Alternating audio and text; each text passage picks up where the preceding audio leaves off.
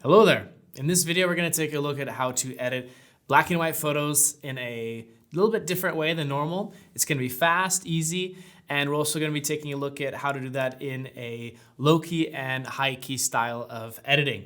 And before we jump into editing these types of photos, again, I want to mention it won't be worth your time to take every single photo you have and change it into black and white. Of course you can, but I recommend not doing that. A good reason to change something into black and white is to say, for example, if you have some interesting contrast there, maybe you have way too much color and your subject isn't really popping out. It's just kind of there's just too much things going on. It's just way too busy. And then other things like interesting shadows, maybe even a more minimalistic type of photo is and are good reasons to play around with the black and white style of photography. So let's jump in and take a look at how we can approach the topic today.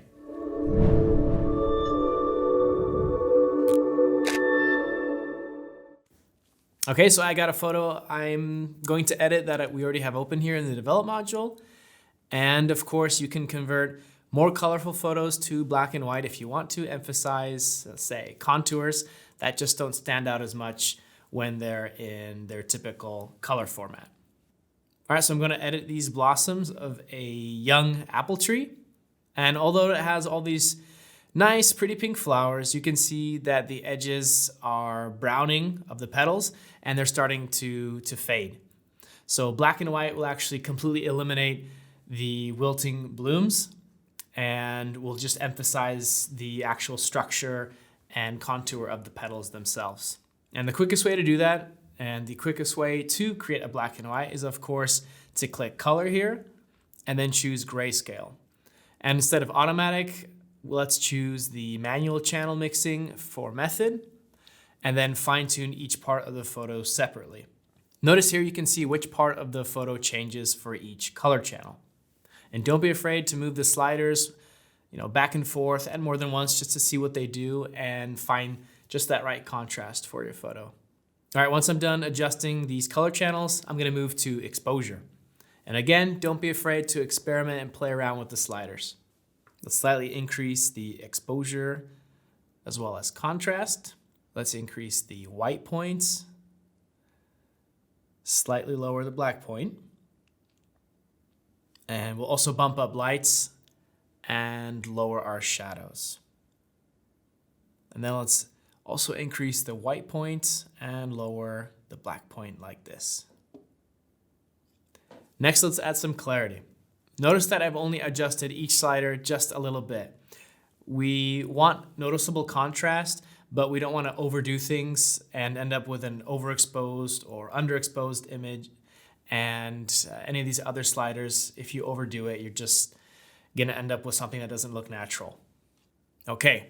Now I want to see what my black and white version looked like before we did all of these exposure adjustments. And I'm gonna unclick all the adjustments I made using this checkbox. So I don't really like that the edges of the photo are still light, and I want to bring out the flower into the middle a bit more. So I'll expand the effects menu, and all the way at the bottom, let's add some vignetting. So while we're still in the effects here, let's add some grain because it does look good on black and white and it kind of is a nostalgic throwback to the old film days. I hope many of you are still experimenting with film as well though. Don't take it for granted, but it adds this sort of interesting kind of like naturalistic touch to the photos, which digital sometimes can't capture. So to see what the original photo looked like before being converted to black and white, and before any edits took place, we can click on this icon here. You have to hold it though. Or you can hold your / key. That's just another quick way of doing it. And you have to hold it to see what that photo looked like before the edits. So I do like how it ended up turning out. So I'm ready to export now. And I'm gonna choose the format. And I am done. Okay, now let's take a look at a slightly different type of editing called low-key editing. And it's characterized by an abundance of dark tones or high contrast between the highlights and the shadows. Low-key lighting is mainly used for portrait photography, where it's going to evoke sort of feelings of stoicism, or sort of the photos are going to have like a raw feeling to them. And it's perfect for portraits, let's say for men, or also older subjects, as it's just sort of colder and a more sort of masculine feel to it. So that's why it looks good with those subjects. And I'm still going to be in the develop module. So now I'm going to open a photo that we want to use, and again, select the grayscale and adjust the color channels. And I'm going to need to lower the red color channel, which lightens the skin tone, and I'll lower it to 0. The blue color channel, on the contrary, darkens red tones, so I'm going to actually increase it all the way to 100. And then let's use green to fine-tune the photo's contrast. In the exposure section here, I'm going to lower the white point as well as the black point, and slightly increase lights as well as clarity. And to add some drama, let's again add some film grain to it, but this time let's choose the fine grain.